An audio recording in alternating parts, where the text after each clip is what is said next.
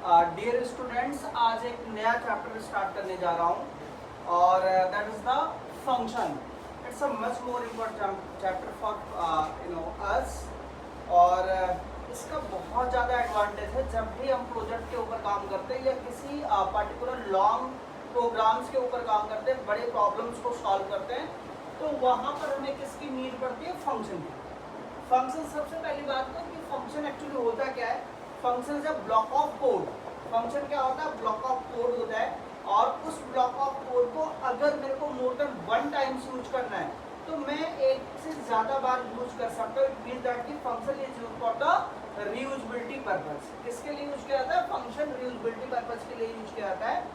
और यहाँ पर मैं डिस्कस कर रहा हूँ आपके साथ कि फंक्शन पाइथन के अंदर फंक्शन की क्या नीड है. अभी तक जो आपने प्रोग्राम बनाया, उस प्रोग्राम में आपने प्रीवियस क्वेश्चंस में देखा, जो भी मेरा लेक्चर हुआ उसमें देखा आपने कि जब भी हम प्रोग्राम्स को किसी प्रॉब्लम को सॉल्व करते by the Python programming language, तो लाइन ऑफ स्टेटमेंट्स एक साथ लिख रहे थे. मतलब किसी प्रॉब्लम को सॉल्व करने के लिए हमने किस अप्रोच को फॉलो किया था कि लाइन बाय लाइन हम स्टेटमेंट लिख रहे थे. और जब भी हम प्रोग्राम रन करते तो लाइन बाय लाइन स्टेटमेंट्स क्या हो रहा था? एग्जीक्यूट हो रहा था. लेकिन अगर हमारे पास अभी तो तुम्हें 10 लाइन का कोड दिख रहा होगा, लेकिन अगर यही कोड 100 लाइंस का हो या 1000 लाइंस का हो तो शायद आपके लिए बहुत कॉम्प्लेक्स होगा. किस चीज़ की टर्म्स में कॉम्प्लेक्स होगा? एरर को फाइंड आउट करना. अगर कोई एरर आ रहा है हमारे कोड के अंदर तो उसे डीबग करने में बहुत दिक्कत होगी. दूसरी बात, अगर मुझे कुछ कोड्स को बार बार यूज करना है, जैसे फॉर एग्जांपल मेरे पास अलग अलग टर्म्स के लिए, अलग अलग वर्क्स के लिए क्या है? कोड है. अब मेरे को उसी पार्टिकुलर कोड को यूज करना है प्रोग्राम के अंदर, तो बेसिकली आप बार बार उस कोड को एग्जीक्यूट या यूज नहीं कर सकते. जब भी आप चलाओगे तो पूरा प्रोग्राम आपका एग्जीक्यूट होगा. क्लियर? इस सब प्रॉब्लम्स को देखते हुए, मतलब इसका मतलब ये हुआ कि नॉर्मली हम रीयूजेबिलिटी का कोड हम रीयूज नहीं कर सकते किसी पार्टिकुलर सेक्शन ऑफ कोड को. इस प्रॉब्लम को खत्म करने के लिए हमारे पास एक नया कॉन्सेप्ट आया. That concept is called the function. Function ने ये कहा कि as per the work, as per the need, आप अपने प्रॉब्लम्स को अलग अलग मॉड्यूल्स के फॉर्म में, अलग अलग सेक्शंस के फॉर्म में आप क्या करो? डिवाइड करो और ब्लॉक्स के फॉर्म में कोड को डिफाइन करो. जैसे फॉर एग्जांपल अगर मैं आपसे कहूँ कि मुझे एक प्रोग्राम डेवलप करना है जिसमें मुझे एडिशन, सब्ट्रैक्शन, मल्टीप्लिकेशन और डिवीजन चारों काम करना है, तो अभी तक आपने किस अप्रोच को फॉलो किया था? एक्स और वाई में वैल्यू एंटर करा रहे थे और यहाँ पर एडिशन परफॉर्म करते थे, सब्ट्रैक्शन, मल्टीप्लिकेशन और डिवीजन. क्लियर हुई चीज? इस प्रॉब्लम को, मतलब यहाँ पर प्रॉब्लम क्या है कि जब भी आप इस प्रोग्राम को चलाओगे तो चारों काम होगा. इस प्रॉब्लम को खत्म करने के लिए हमारे पास क्या है? फंक्शन है. फंक्शन ने ये कहा कि भाई आप कोड को हम एक साथ कंबाइंड फॉर्म में न लिख के हम ब्लॉक के फॉर्म में क्या करेंगे? डिवाइड करेंगे. किस फॉर्म में डिवाइड करेंगे? ब्लॉक्स के फॉर्म. कैसे बनाएंगे? और जब भी आप फंक्शन बनाओगे तो सबसे पहले आपको किस कीवर्ड का यूज करना है? डेफ का. यहाँ पर पाइथन के अंदर डेफ क्या है? कीवर्ड्स है. और इसका मतलब ये होता है कि जब भी हम डेफ का यूज करते हैं उसके बाद जो लिखते हैं that is the name of the function. यहाँ पर जैसे फॉर एग्जांपल मैंने किस नाम से फंक्शन बना दिया? ऐड के नाम से. और इसके अंदर मैंने दो पैरामीटर पास कर दिया, x, y. अब इसके अंदर मैंने क्या किया? प्रिंट किया और यहाँ पर क्या लिखा? x plus y. तो अगर आप इस फंक्शन के अंदर देखेंगे तो एडिशन ऑफ 2 नंबर हो रहा है. कितने नंबर का हो रहा है? 2 नंबर. लेकिन अगर मैं इस प्रोग्राम को, इस फंक्शंस को, अगर मैं इस प्रोग्राम को चलाऊं तो अभी कोई भी रिजल्ट हमें नहीं मिलेगा. क्यों नहीं मिलेगा? क्योंकि आपने फंक्शन की तो बॉडी लिखी लेकिन अभी इसका कॉल आपने नहीं किया. फंक्शन के केस में हमेशा जब भी हम कोड लिखेंगे तो सबसे पहले बॉडी ऑफ द फंक्शन लिखना है और उसके बाद जब आप उसे कॉल करोगे तभी वो पर्टिकुलर फंक्शन क्या होगा? एग्जीक्यूट होगा. मीन्स दैट कि आपको सबसे पहले क्या करना है? कॉल करना है. जब ये प्रोग्राम चलेगा ना तो सबसे पहले जैसे उसको डेफ मिला तो इसके अंदर का जो कोड होगा, इसके अंदर जो स्कोप के अंदर जो लाइन ऑफ स्टेटमेंट्स लिखा होगा वो तभी एग्जीक्यूट होगा जब आप उसका कॉल करेंगे, उस फंक्शन को यूज करेंगे. क्लियर? जैसे फॉर एग्जांपल अभी तो हमारे पास एक ही फंक्शन है. अगर मैं एक फंक्शन और बनाता हूँ, जैसे मैंने लिखा मल्टीप्लाई के लिए, तो यहाँ पर मैंने फंक्शन किस नाम से बनाया? मल्टीप्लाई. और यहाँ पर भी मैंने x और y as a parameter use किया और यहाँ पर क्या लिखा? x into y. मेरे को ऐड वाले कोड को यूज करना है तो सबसे पहले मुझे क्या करना पड़ेगा? कॉल करना पड़ेगा. यहाँ पर मैंने क्या पास किया? 100, 200. तो this is called a calling, इसे क्या बोलेंगे, कॉलिंग ऑफ फंक्शन, इसे क्या बोलेंगे, कॉलिंग ऑफ फंक्शन। और बेसिकली ऐसे मल्टीप्लाई वाले को अगर यूज करना तो मल्टीप्लाई का कॉल करेंगे आप, यहाँ पर क्या पास कर दिया मैंने 200, 100, तो x की वैल्यू क्या हो जाएगी 200 और y की वैल्यू क्या हो जाएगी 100, क्लियर। ऐसे पहली कॉलिंग कौन सा मिला, ऐड का, तो ऐड में क्या जा रहा है 100 और 200 जा रहा है, तो इस पूरे पोर्शन को क्या बोलेंगे, कॉलिंग ऑफ द फंक्शन। और इस चीज को क्या बोलेंगे, हेडर ऑफ द फंक्शन, मतलब पहले लाइन को क्या बोलते हैं, हेडर ऑफ द फंक्शन।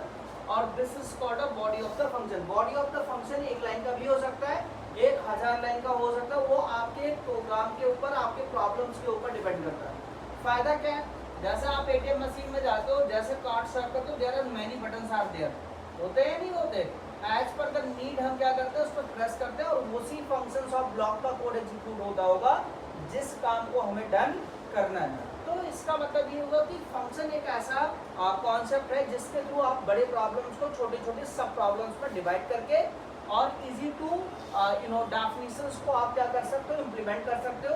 और किसी भी डेफिनेशन को अगर more than one time use करना है तो हम without rewriting to the code of the function more than one time use कर सकते हैं। इसका सबसे बड़ा एग्जांपल ये है कि आपने देखा होगा इनबिल्ट फंक्शन, इनबिल्ट फंक्शन एक ही बार बना हुआ है पाइथन के अंदर, इंटरप्रेटर के अंदर, और उसे हम more than one time use करते हैं, क्लियर हुआ।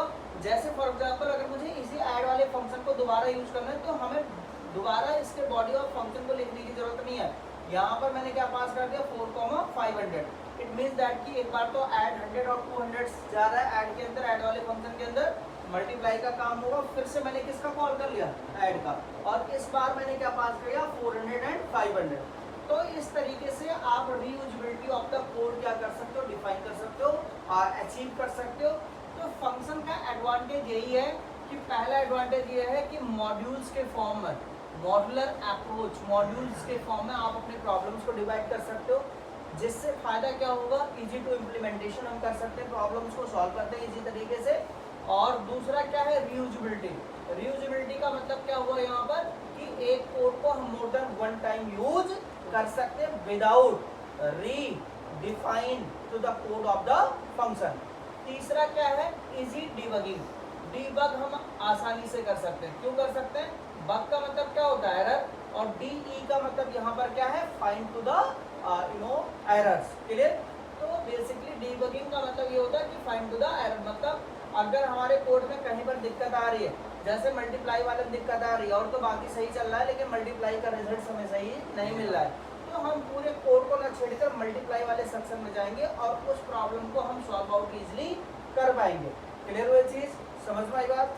तो एक चीज और मैं आप सबके साथ डिस्कस करना चाह रहा हूँ कि बेसिकली यहाँ पर फंक्शन जो आपके पास है वो वैसे तो 3 टाइप्स के हैं, inbuilt function, user defined function और तीसरा कौन सा है, लाइब्रेरी मॉड्यूल फंक्शन।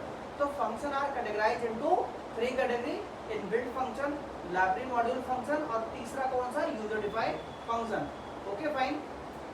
तो अब मैं डिस्कस कर रहा हूँ आप सबके साथ टाइप्स ऑफ द फंक्शन। यहाँ पर फंक्शन हमारे पास 3 टाइप्स के, ठीक है। तो फंक्शन का मतलब क्या होता है, function is a block of code and that code can be used more than one time without rewriting to the code of the function, clear. दूसरा, इजी टू डिबगिंग कर सकते हैं, इजी टू एक्सेस कर सकते हैं, easy to implementation कर सकते हैं। तो ये सभी एडवांटेजेस हैं किसके, फंक्शंस के। यहाँ पर पाइथन ने 3 टाइप्स के फंक्शंस को इंट्रोड्यूस कर रखा हमारे सिलेबस के अंदर, और that is the inbuilt function, inbuilt function, और दूसरा बेटा क्या होता है, यूजर डिफाइंड फंक्शन। कौन सा होता है, यूजर डिफाइंड फंक्शन। और तीसरा जो टाइप है हमारे पास, that is the library module function, library module function, library module function. तीनों में डिफरेंसेस समझिए। इनबिल्ट फंक्शन वो फंक्शन होता है जिसको हम डायरेक्टली, पाइथन ने बना के ऐसे डायरेक्ट छोड़ रखा है पाइथन लाइब्रेरी के अंदर, जिसे हम अपने प्रोग्राम के अंदर डायरेक्टली यूज कर सकते हैं। तो inbuilt function are the predefined function, ठीक है, in Python interpreter that can be directly use in our program as per the need of the code. तो जिस हिसाब से आपको कोड, जैसे इसके अलग अलग आपने फंक्शंस यूज किए, जैसे आपने इनपुट फंक्शन यूज किया है नहीं किया है, इनपुट फंक्शन। ऐसे प्रिंट फंक्शन क्या है, एक इनबिल्ट फंक्शन है। मैक्स फंक्शन क्या है, मतलब लिस्ट के सारे फंक्शन, पढ़ा या नहीं पढ़ा आपने? लिस्ट फंक्शन और ऐसे टपल के सारे फंक्शंस और ऐसे स्ट्रिंग के सारे फंक्शंस, ऐसे डिक्शनरी के सारे फंक्शन. तो these are the inbuilt function and these functions can be used directly in our program without writing to the body of the code. Just हमें क्या करना, कॉल करना. पहले से बना के छोड़ दिया है किसने? पाइथन ने. उसने ये कहा कि भैया तुम्हारे टास्क को मैं और इजी बनाना चाह रहा हूँ, मैंने इतने फंक्शंस बना के छोड़ दिए हैं, उन फंक्शंस को आप यूज कर सकते हो. यहाँ पर total number of inbuilt function is 68 functions ऐसे हैं इनबिल्ट जिनको हम अपने प्रोग्राम के अंदर डायरेक्टली यूज कर सकते हैं without writing to the body of the function. तो inbuilt functions are those type of function which is already defined या predefined inside the Python interpreter. Clear? दूसरा हमारे पास क्या है? यूजर डिफाइंड फंक्शन है. यूजर डिफाइंड फंक्शन के अंदर आप यूजर डिफाइंड फंक्शन का मतलब क्या हुआ? यहाँ पर इनबिल्ट फंक्शन समझ में आया सबको? अभी समझेंगे आप लाइब्रेरी मॉड्यूल फंक्शन, तब मैं बताता हूँ user defined function. Library module function का मतलब ये हुआ, यहाँ तो बहुत लिमिटेड फंक्शंस हैं क्योंकि इनबिल्ट फंक्शन के अंदर जो बेसिक फंक्शंस होते हैं उनको बना के छोड़ दिया. लेकिन पाइथन ने ये कहा कि भैया मैं तुम्हें और भी बहुत सारे हजारों फंक्शंस देने वाला हूँ जिनके हेल्प से आप अलग अलग तरीके के वर्क्स को डन कर सकते हो. वो डिपेंड करता है कि आप किस पर्पज के लिए, मोबाइल कंप्यूटिंग के ऊपर काम करना चाह रहे हो, या वेब एप्लीकेशन डेवलप करना चाह रहे हो, या फिर रोबोटिक्स के ऊपर काम करना चाह रहे हो, या एसक्यूएल कनेक्टिविटी आप कराना चाह रहे हो, फाइल हैंडलिंग से डील करना चाह रहे हो, या मैथ से डील करना चाह रहे हो. ऐसे फंक्शंस को अलग अलग लाइब्रेरी मॉड्यूल बना के पाइथन ने अपने साइट पे छोड़ रखा है.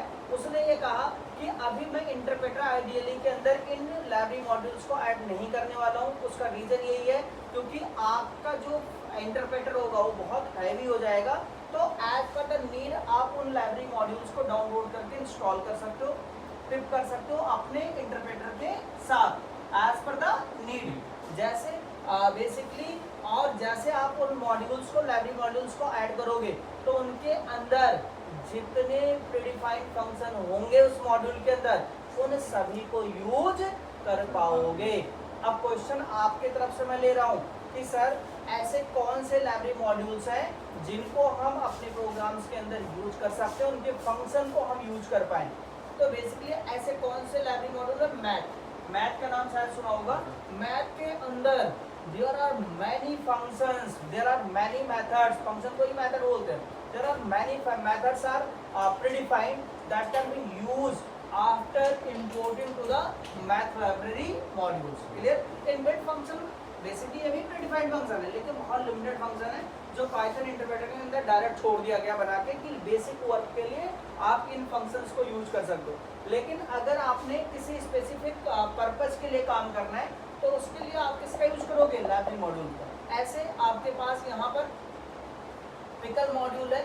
अगर हमें पिकल मॉड्यूल्स के अंदर बहुत सारे फंक्शंस हैं, अगर हमें बाइनरी फाइल से डील करना है तो बेसिकली पिकल मॉड्यूल को डाउनलोड करके इंस्टॉल करके और उसके बाद फिर हम इसको इंपोर्ट करके और इसके सभी फंक्शंस को यूज कर सकते हैं. ऐसे एसक्यूएल है, एसक्यूएल कनेक्टिविटी वगैरह के ऊपर अगर आपको काम करना है तो यहाँ पर आप किस फंक्शन का यूज करो, किस मॉड्यूल का यूज करोगे? एसक्यूएल का. ऐसे आपके पास यहाँ पर जेंगो है, ठीक है, ब्रिक्सिया है, बहुत सारे ऐसे पांडाज है डेटा को एनालिसिस करने के लिए. यहाँ पर अगर हमें सीरीज और डेटा फ्रेम्स के टैबुलर फॉर्मेट्स में डेटा को अगर हैंडल करना है तो हम पांडाज लाइब्रेरी मॉड्यूल का यूज करेंगे. ऐसे हमारे पास मैटप्लॉटलिब है. अगर हमें ग्राफिक्स से डेटा, ग्राफिक्स के फॉर्म में अगर हमें डेटा एक्सेस करना हो या उससे डील करना हो तो मैटप्लॉटलिब का यूज करेंगे.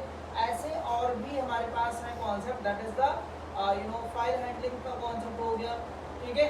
ऐसे बेसिकली अगर मैं बात करूं तो यहाँ पर हमारे पास रैंडम है, रैंडम मॉड्यूल का भी हम यूज कर सकते हैं. तो बहुत सारे ऐसे मॉड्यूल्स हैं, उन लाइब्रेरी मॉड्यूल को एज पर द नीड. मैं फाइल हैंडलिंग से डील कर रहा हूँ और मुझे बाइनरी फाइल से डील करना, बाइनरी फाइल डेटा इनक्रिप्ट और डिक्रिप्ट मैनर में डेटा को हमें स्टोर करना और काम करना है. तो वहाँ पर किस मॉड्यूल का यूज करोगे? पिकल. अगर मैथ से रिलेटेड हम कोई एप्लीकेशन या कोई प्रोग्राम बना रहे हैं तो बेसिकली अगर उन्हें फंक्शन यूज करना है, साइन का फंक्शन यूज करना, कॉस का या फिर पावर का या स्क्वायर रूट हमें कैलकुलेट करना है तो वो सारे फंक्शन मैथ के अंदर पहले से बने बनाए. तो लाइब्रेरी मॉड्यूल फंक्शन, मॉड्यूल का मतलब क्या होता है? पाइथन फाइल को क्या बोलते हैं? मॉड्यूल. ये मैथ जो लिखा हुआ है ना यहाँ पर पिकल, एसक्यूएल, मैथ, ये सारे क्या है पाइथन के प्रोग्राम्स और प्रोग्राम्स को क्या बोलते हैं मॉड्यूल। और मॉड्यूल के अंदर क्या होता है बहुत सारे फंक्शंस और क्लासेस एंड इंटरफेस होते हैं, ठीक है, एज पर द नीड। जैसे हम लाइब्रेरी मॉड्यूल और इसके अंदर बेसिकली आपको एट्रीब्यूट्स भी मिलेगा, तो basically as per the need हम उनको क्या कर सकते हैं यूज कर सकते हैं। ये तो बेसिकली बने बनाए पहले वाले हो गए, लेकिन पाइथन ने ये भी कहा कि भैया आपको अगर अपने फंक्शन को बनाना हो, अपने कोड को एक फंक्शन के ब्लॉक्स के फॉर्म में अगर आपको डिफाइन करना हो, उसके लिए भी मैं आपको फैसिलिटी प्रोवाइड करता हूँ।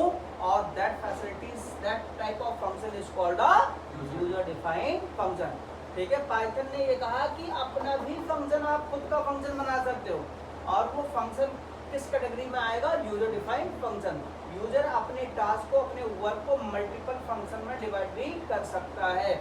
ऐसे फंक्शंस को मतलब यहाँ पर दो टाइप्स के फंक्शन आप बनाओगे, call by value function, call by value function, और दूसरा जो आपके पास है that is called the call by object function. क्या बोलेंगे इसे? Call by object function.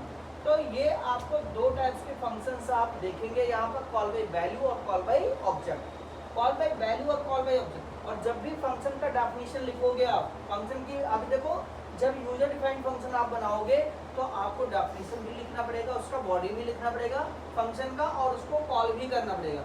Inbuilt function और लाइब्रेरी मॉड्यूल फंक्शन में पहले से बॉडी लिखा होता है फंक्शन के अंदर, जस्ट हमें क्या करना, कॉल करना, उसको यूज करना, और मोर देन वन टाइम हम यूज भी कर सकते हैं। मैक्स फंक्शन एक ही बार बना होगा ना लिस्ट का, और उसे हम मल्टीपल टाइम्स क्या कर सकते हैं, यूज कर सकते हैं। उसकी बॉडी ऑब्जेक्ट कैसे वो मैक्स फाइंड आउट कर रहा है वो उसका काम है, ठीक है, पहले से कोडिंग किया होता है, ठीक है, किसके अंदर, उस फंक्शन के अंदर। तो ऐसे कॉल बाय वैल्यू फंक्शन या कॉल बाय ऑब्जेक्ट फंक्शन जब भी आप बनाओगे तो हेडर जो आप लिखोगे वो ऐसे लिखोगे, डेफ और उसके नेम ऑफ फंक्शन, यहाँ पर नेम ऑफ फंक्शन आएगा, और इसके अंदर आपको क्या पास करना, पैरामीटर। क्या पास करना, पैरामीटर, ठीक है, कि कितने पैरामीटर वो, और इसके अंदर क्या आएगा, this is called a body of या स्कोप ऑफ द फंक्शन। इसे क्या बोलेंगे, बॉडी ऑफ फंक्शन, या फिर उसी को बोल सकते हो definition of function, definition of function. तो बेसिकली आई थिंक सबको समझ में आया होगा, ठीक है। अब कॉल बाय वैल्यू और कॉल बाय ऑब्जेक्ट में दोनों में ऐसे फंक्शन बनाना है, लेकिन दोनों में अंतर क्या है वो अगली क्लास में मैं डिस्कस करूंगा कि कॉल बाय वैल्यू फंक्शन और कॉल बाय ऑब्जेक्ट फंक्शन में क्या डिफरेंसेस है। यहाँ तक सबको समझ में आया। एक बार मैं समराइज कर रहा हूँ आज जो मैंने डिस्कस किया आपके साथ। बेसिकली फंक्शन के बारे में डिस्कस किया। फंक्शन क्या होता है, ब्लॉक ऑफ कोड ही होता है, जैसे कि आप यहाँ पर देख भी रहे होंगे, और इस ब्लॉक ऑफ कोड को हम more than one time use कर सकते हैं as per the need, without redefine to the code. दूसरा चीज मैंने यहाँ पर डिस्कस किया पाइथन फंक्शन के अंदर कि इजी टू डिबग कर सकते हो। अगर हमारे पास, मैंने अपने प्रॉब्लम को 10 फंक्शन में डिवाइड किया, जिस फंक्शन में प्रॉब्लम आएगी उस फंक्शन में हम जाके अपने प्रॉब्लम को सॉर्ट आउट करेंगे, ठीक है। और यहाँ पर और भी मैंने डिस्कस किया कि इनबिल्ट फंक्शन क्या होता है, यूजर डिफाइंड फंक्शन क्या होता है, और लाइब्रेरी मॉड्यूल। हमें जो काम करना है आगे फर्दर वो किसके ऊपर काम करना है, यूजर डिफाइंड फंक्शन के ऊपर। तो नेक्स्ट क्लास में मैं इन सब के बारे में डिस्कस करके और आगे फर्दर मैं कंटिन्यू करूँगा। थैंक यू सो मच, आज के लिए यहाँ तक करते हैं।